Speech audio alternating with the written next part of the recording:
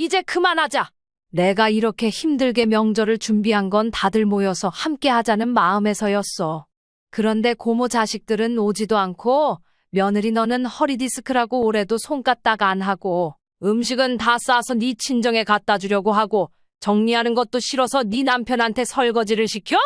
다음번에는 며느리 니네 집에서 하자. 아니면 고모네서 하실래요? 어머니, 저희 집에서 하면 정말 힘들어요.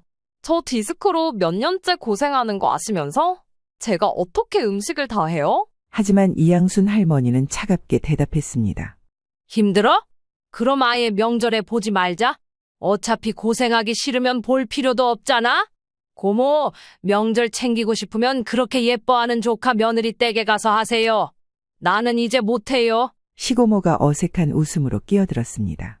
아이고, 암만 그래도 명절은 지켜야지. 그래, 조카 며느리, 나도 그럼 그 집으로 갈게. 다음 명절은 거기서 봐야겠다. 음식은 사서 해결하면 되지. 며느리와 시고모는 둘이 붙어서 할머니를 조롱할 때와 달리 얼굴이 창백해졌습니다. 할머니는 며느리를 뚫어지게 바라보며 말했습니다. 잘 됐네. 더 젊은 네 집에서 해라. 늙은 시어머니가 해주는 명절 음식 3년이나 얻어먹었으니 밥값 해야지 않겠어? 며느리는 당황하며 대꾸했습니다. 어머니, 제가 일부러 그런 것도 아니고 왜 저한테만 그러세요? 할머니는 냉소적으로 답했습니다. 웃기고 있네. 지 시어머니의 시누이인 고모 옆에 딱 달라붙어서 그놈의 허리 디스크 핑계대고 나 놀려댈 때는 언제고 일부러 그런 게 아니라고? 왜 너한테만 그러냐고? 왜 네 고모한테도 한 푸닥거리 해줄까? 내가 못할 줄 알고! 옆에 서 있던 시고모도 흠칫 놀라며 딴청을 피웠습니다. 둘이서 편을 먹고 어지간히 할머니를 괴롭혔던 건 사실이었기 때문이었습니다. 할머니는 다시 며느리를 바라보며 단호하게 말했습니다. 아, 맞다. 니네 이제 곧 이사해야 하지 않냐? 내가 보태준 돈으로 신혼집 얻어서 잘 살고 있으면서 그동안 내가 너무 봐줬다. 너 지금 내 말도 무시하고 다음 명절 때도 조용히 있을 거면 이제 계약도 끝날 테니 집에 들어간 돈 고스란히 내놔. 며느리는 그 말을 듣고 더는 아무 말도 하지 못했고 시고모는 눈치를 보며 서둘러 짐을 챙겨 나갔습니다. 사실 어느 집이나 다 그렇듯 이양순 할머니와 시고모 사이는 올케와 시누이 관계로 오랜 앙금이 깊게 자리 잡고 있었습니다. 시고모는 명절마다 매번 할머니 집에 찾아와서 참견질을 했고 할머니가 아들 부부를 장가 보낸 뒤에도 끼어들었습니다. 올케는 왜 이렇게 집안일을 제대로 못해? 나 같으면 이만한 집에 살면서 그저 감사한 줄 알고 맨날 쓸고 닦고 살겠다. 이렇게 꼬치꼬치 참견하고 결혼해서 새로 들어온 할머니의 며느리와 한편이 되어 할머니 험담을 했습니다. 어찌 보면 이양순 할머니에게 이 상황이 여자로서 견디기 가장 극한 상황이었을 것입니다. 자기에게 지독한 윗사람인 시누이, 그리고 아랫사람인 며느리가 양쪽에서 할머니를 눌러대고 있는 모양이었으니까요. 희한하게도 할머니의 며느리와 시고모가 둘이 나란히 붙게 된 것은 계기가 따로 있었습니다. 본래 며느리는 신혼집을 마련할 때 할머니에게 큰 기대를 걸고 있었습니다. 하지만 할머니는 노후 자금을 생각해 3억 원만 보태주고 나머지는 며느리와 아들이 알아서 하라고 했습니다. 며느리는 이 부분에서 할머니에게 섭섭함을 느끼며 속으로 불만을 품게 되었습니다. 여기서는 할머니도 속상해하며 며느리를 야단쳤습니다. 나는 혼자 되어 앞으로 늙을 날밖에 안 남았고 남은 3억은 내가 노후로 써야지 그것까지 니네한테 다 보태줄 수는 없다. 그러게 무리하지 말고 18평 정도의 빌라도 괜찮은데 꼭 무리해서 7억이 넘는 아파트 전세를 들어가야 되니? 그게 아니라 곧 아기를 가질 거 생각하면 어쩔 수 없어서요, 어머니. 저는 그렇게 많이 바란 거 아니고 주변에서는 다 그렇게 해줘요. 나머지는 저랑 이 사람이랑 대출 받아서 해결할 테니 너무 뭐라고 하지 마세요. 신혼집 문제로 둘은 크게 틀어졌고 며느리가 굳이 25평대 아파트를 고집하는 통에 할머니는 아들과 1시간이 훌쩍 넘는 거리에 살게 되었습니다. 그러면서 며느리는 자주 찾아오지도 않았고 명절날에만 왔습니다. 처음에는 안 오겠다고 하더니 아예 안 오기는 민망했는지 할머니에게 핑계를 댔습니다. 저 허리 디스크가 문제 생겨서 음식하거나 움직이는 건 안 된대요. 남편이 어머니 혼자 계시면 외로울 거라고 해서 입원해 가는 거예요. 할머니는 이런 며느리의 말이 마음에 들지 않았지만 아들이 가운데에서 곤란할까봐 말을 아꼈습니다. 그나마 명절에라도 아들을 이렇게나 볼 수 있는데 며느리가 아예 안 오려고 하면 힘들어지니 그냥 참기로 했습니다. 그래, 알았다. 와서 음식이나 먹고 가라. 그렇게 할머니는 홀로 음식을 준비해서 아들 부부와 첫 명절을 치렀는데 본격적으로 할머니가 힘들어지게 된 것은 이 다음 명절부터였습니다. 왜냐하면 이때 그동안 뜨문뜨문 연락했던 시고모가 갑자기 할머니네 명절에 끼고 싶다는 것입니다. 나도 지금 홀몸이나 마찬가지고 내 동생 먼저 보내고 너무 마음이 안 좋아. 우리 조카랑 조카 며느리네 가족 보면서 마음의 위안이라도 얻어야지. 내 동생도 죽기 전에 그렇게 올케한테 우리 누나 잘 챙기라고 했잖아. 할머니도 이 말이 생각나긴 했지만 가끔 연락하고 김치나 갖다 주는 게 좋지. 명절날 함께 하자니 조금은 당황스러웠습니다. 왜냐하면 평소 할머니는 시고모와 사이가 좋지 않았습니다. 시누이와 올케 사이가 좋은 집이 어디 흔하겠냐마는 할머니의 시고모는 좀 더 성격이 유별난 편이었습니다. 시고모는 옛날에 나이가 40이 다 되어 결혼을 했고 거기서 오는 자격지심을 자신의 올케인 할머니에게 풀려고 했습니다. 올케, 집골이 이게 뭐야? 아이고, 우리 엄마 이런 거 진짜 싫어해. 밥도 국도 너무 짜잖아. 참나, 이래가지고 무슨 집안 살림을 한다는 건지. 일찍 돌아가신 시어머니를 대신하는 것인지 시고모는 본인이 시어머니처럼 할머니를 괴롭혔습니다. 그런 와중에 시고모는 중간에 결혼을 한 번 했지만 얼마 안 되어 이혼하게 되었고 그 사이에서 태어난 딸을 할머니에게 맡기기까지 했습니다. 올케 진짜 미안해. 나 지금 너무 마음이 괴로워서 정신을 못 차리겠어. 우리 딸 좀 잠깐 봐줘. 할머니는 시고모와 사이는 좋지 않았지만 태어난 딸이 너무 가여워서 얼마간 키워주었습니다. 그 뒤로 시고모가 딸을 데려가긴 했지만 여자 혼자 아이를 키우는 생활은 늘 불행했고 그때마다 시고모는 할머니네 집에 기대곤 했습니다. 그런데다가 할머니의 남편이 일찍 사고로 세상을 뜨게 되자 시고모는 자신의 동생의 죽음을 뜬금없이 올케인 할머니의 탓으로 돌렸습니다. 내 동생이 이게 다 마누라 복도 없고 뭣도 없어서 이렇게 된 거야. 하여간 처복이 없으니 제대로 밥도 못 얻어먹고 자식도 하나밖에 못 보고 너무너무 불쌍한 내 동생. 할머니는 이런 반응이 너무 황당하고 속상했지만 누나를 잘 돌봐달라던 남편의 유언을 기억하고 참아내기로 했습니다. 시고모가 하나밖에 없는 딸과도 사이가 좋지 않아 외로워하는 것을 불쌍하게 여겨 명절마다 시고모를 집으로 불렀습니다. 남편이 사망한 이후에도 할머니는 그 약속을 지켜왔지만 시고모는 여전히 매번 찾아와 시누이질을 하며 할머니를 힘들게 했습니다. 하지만 이제 할머니도 아들을 장가보냈고 앞으로의 명절은 본인 아들네 가족과만 보내고 싶었습니다. 그런데도 시고모는 그 자리에 끼겠다는 것입니다. 이러니 본격적으로 할머니에게 괴로운 명절이 연속으로 이어지게 되었습니다.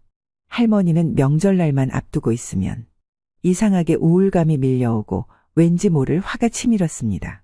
시고모와 조카 며느리가 몇 번 명절 때 얼굴을 마주하더니 여우 같은 며느리는 마치 동물들이 냄새를 맡듯 이들 관계에서 가장 높은 서열이 시고모라는 걸 알아차렸습니다. 가뜩이나 할머니와 어색한데 할머니를 제치고 시고모에게 잘 보이려고 아부하고 할머니는 은근히 무시하기 시작했습니다. 사실 아들 신혼집을 사줄 때도 시고모는 참견질을 했습니다. 왜냐면 신혼집도 같이 따라간 시고모가 이런저런 말을 얹었고 이날 며느리와 서로 연락처를 주고 받은 것입니다. 으이구, 애들 집 해줄 거면 좀 더 써서 해주지. 아니, 올케가 나이 먹어서 뭐 얼마나 오래 산다고. 그 집 좀 줄여가지고 애들 좋은 집이나 해줄 것이지.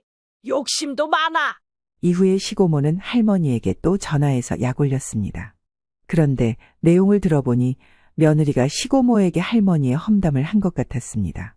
올케는 본인도 우리 엄마한테 며느리 노릇 안 해놓고 자기 며느리한테는 어지간히 대접받으려고 하더라. 이 정도 집 해주는 거 고마운 줄 알라고 했다며. 그렇게 잘 아는 사람이 우리 엄마한테는 뭐 얼마나 잘했대. 내가 너무 웃겨서 말도 안 나오더라. 며느리가 뭐라고 험담을 한 건지 시고모는 자기가 다 들어서 한다며 할머니를 심하게 조롱했습니다. 이런 일들이 있다 보니 할머니는 명절에 이 둘을 다 만날 것을 생각만 해도 피로가 밀려왔습니다.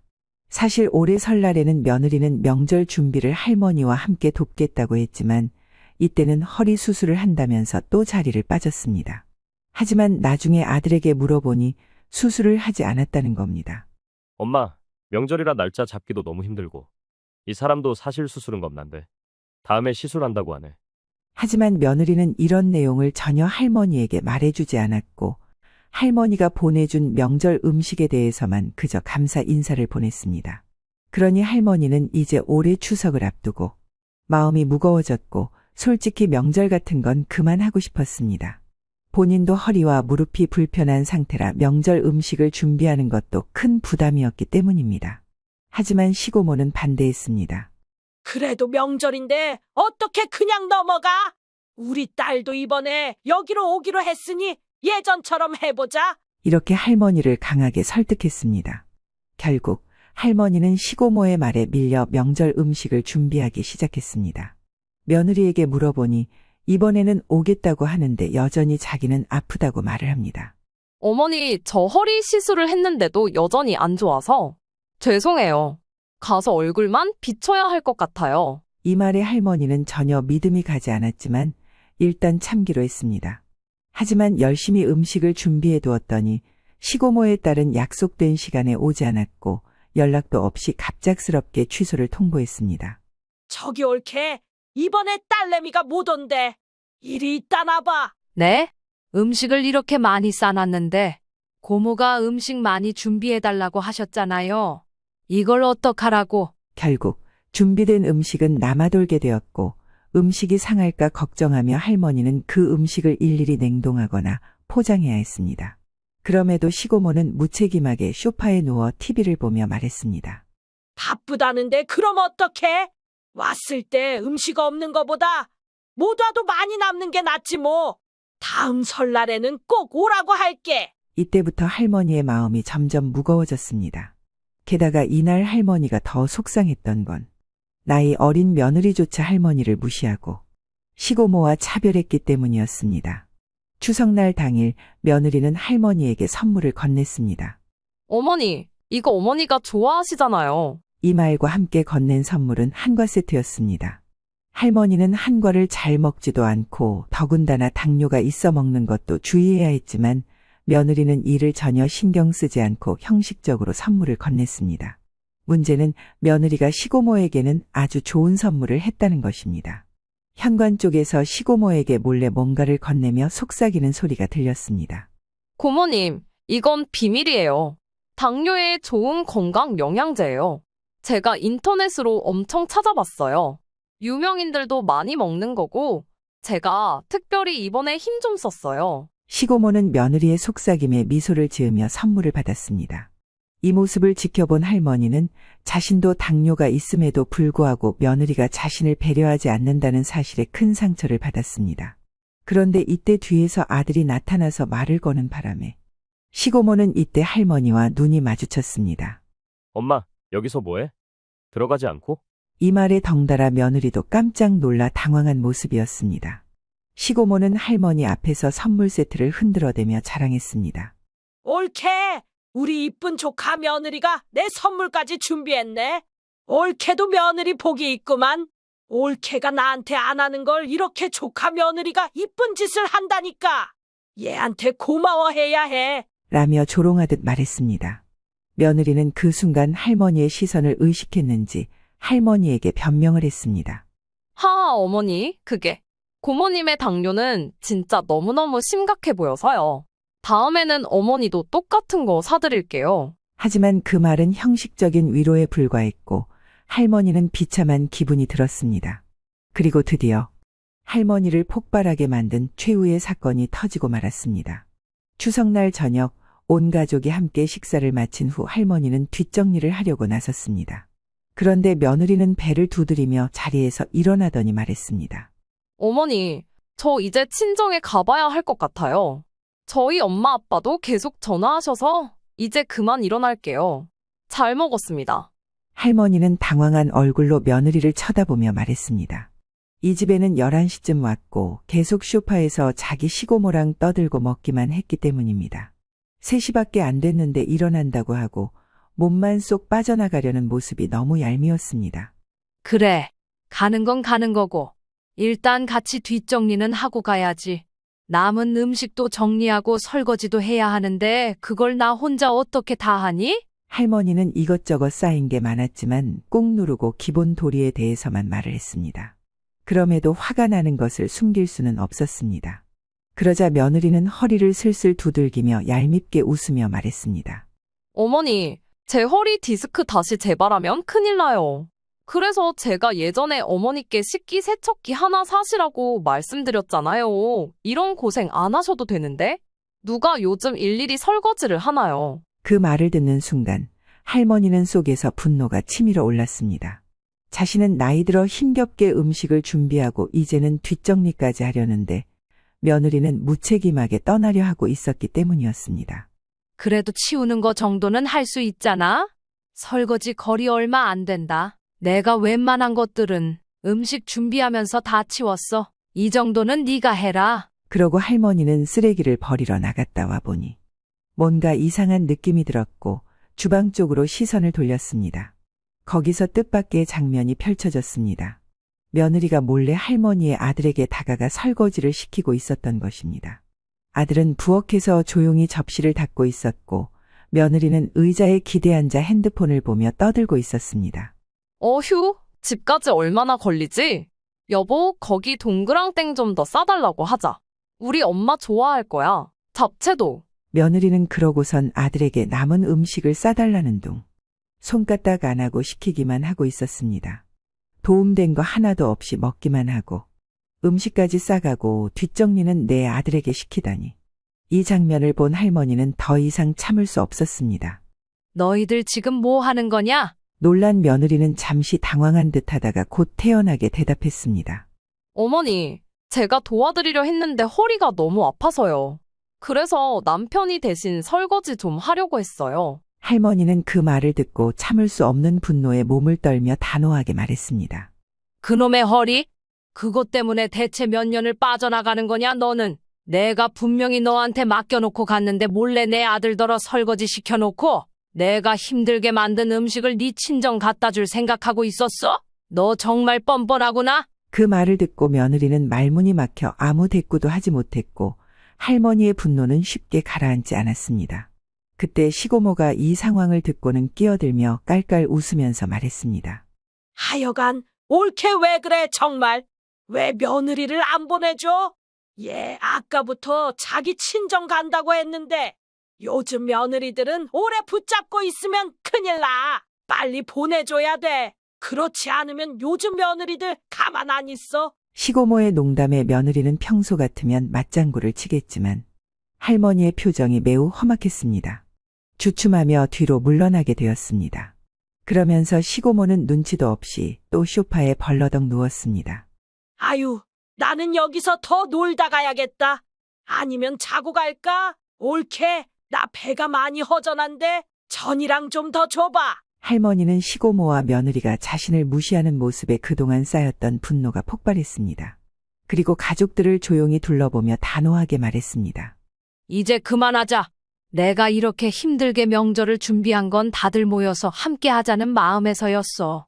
그런데 고모 자식은 오지도 않고 며느리 너는 허리 디스크라고 올해도 손까딱 안 하고 음식은 다 싸서 네 친정 갖다 주려고 하고 정리하는 것도 싫어서 네 남편한테 설거지를 시켜. 다음번에는 며느리 니네 집에서 하자. 아니면 고모네서 하실래요? 며느리와 시고모는 모두 당황한 표정이었고 먼저 며느리가 반박했습니다. 어머니, 저희 집에서 하면 정말 힘들어요. 저 디스크로 몇 년째 고생하는 거 아시면서 제가 어떻게 음식을 다 해요? 하지만 할머니는 차갑게 대답했습니다. 힘들어? 그럼 아예 명절에 보지 말자. 어차피 고생하기 싫으면 볼 필요도 없잖아. 평소 같지 않게 할머니가 독이 올라 말을 하자 며느리와 시고모는 모두 일순간 숨을 멈추고 쳐다보고 있었습니다. 아들 역시 당황한 얼굴이었습니다. 고모, 그렇게 그놈의 명절 챙기고 싶으면 그렇게 이뻐하는 조카 며느리 댁에 가서 하세요. 내가 결혼한 이래 고모한테 뭘 그렇게 못해서 이제는 나이 먹어 내가 드린 내 며느리한테까지 내 욕들을 하고 서로 조롱질을 하고 있어요. 그냥 전부 때려칩시다. 전부 연 끊자고요. 이 말에 시고모는 당황했는지 일단 반박은 했습니다. 옳게 왜 이렇게 흥분해가지고 지금 애들 앞에서 이럴 일이야? 내가 무슨 자기를 조롱해? 내가 무슨 조카 며느리랑 편을 짰다고 그러냐고. 제가 틀린 말 했어요? 내 아들네 가정일까지 참견하고 여기 며느리한테 내 옛날 시댁살이 일까지 다 고자질해서 둘이 비웃는 거 내가 모를 줄 알았어요. 고모, 진짜 그러는 거 아니에요? 그러자 며느리가 또 눈치 없이 나섰습니다. 어머니, 저는 비웃은 적 없어요. 왜 그렇게 말씀을 하세요? 조용히 못해? 어른들 말하는데 어딜 끼어들어? 너 내가 그렇게 웃음냐? 이러고도 네가 나를 무시하는 게 아니야? 이 말에 며느리는 또 흠칫하며 입을 다물었습니다. 고모, 나 그동안 정말 남편 생각해서 고모한테 잘하려고 참았는데요. 대물림까지 해가면서 내 며느리랑 붙어먹고 시누이 짓에 며느리 눈치까지 보고 살게 만들 거면 우리 연 끊읍시다. 안 보고 살자고요. 시고모는 그제서 분위기를 알아차렸는지 눈치를 보기 시작했습니다. 사실 시고모는 여기 아니면 명절날 갈 데도 없었고 여기서 똑같이 1시간 거리 먼 지역에서 작은 빌라에 살며 외롭게 지냈습니다. 그저 명절만 되면 올케네 집에 와서 참견질을 하고 자기를 대접해주고 아부하는 조카 며느리가 마음에 들었던 것입니다. 하지만 할머니가 폭발해버려서 다 없애버리자고 하고 연을 끊자고 하자 시고모는 두려운 마음이 들었습니다. 그리고 그제서 할머니 눈치를 보며 할머니 편을 들기 시작했습니다. 아이고, 저기, 그래. 암만 그래도 명절은 지켜야지. 그래, 조카 며느리, 나도 그럼 그 집으로 갈게. 다음 명절은 거기서 봐야겠다. 음식은 사서 해결하면 되지. 그런데 재밌는 일이 벌어졌습니다. 며느리와 시고모는 둘이 붙어서 할머니를 조롱할 땐 언제고 명절 일이 자기들 일이 되자 순식간에 인상을 찌푸렸습니다. 며느리는 시고모 쪽을 쳐다보지도 않고 한숨을 푹푹 내쉬었습니다.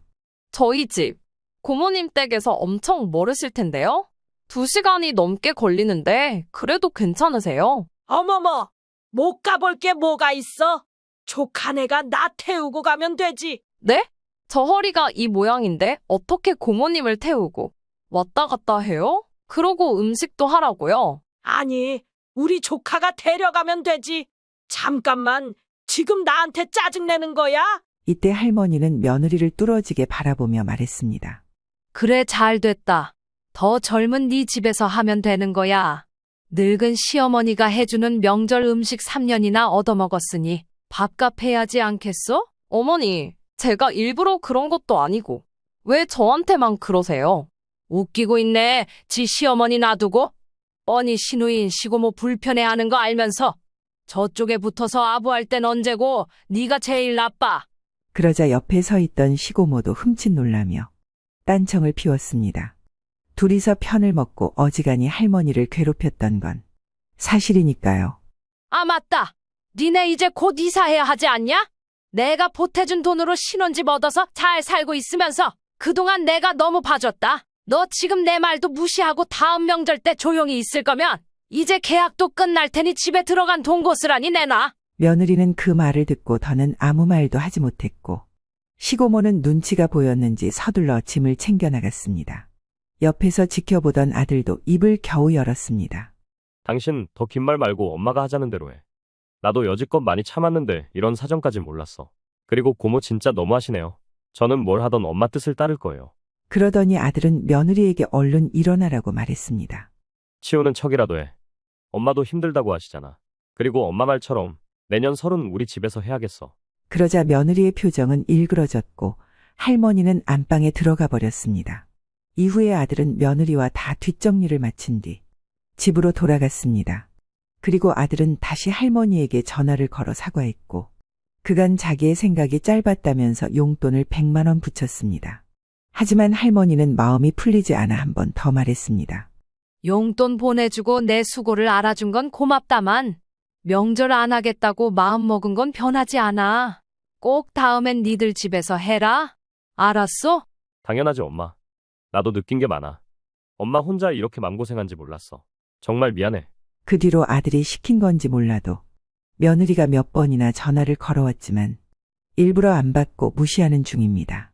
아들 말로는 며느리와 시고모는 명절 문제로 둘이 틀어져 이후로는 연락도 안 하고 안 보는 사이라고 합니다. 고모가 이 사람한테 전화해서 다음 명절에 고모 딸 데려온다고 하니까 이 사람이 불같이 화를 냈어. 고모는 이 사람 막 야단치고 그날 엄청 고성이 오갔어.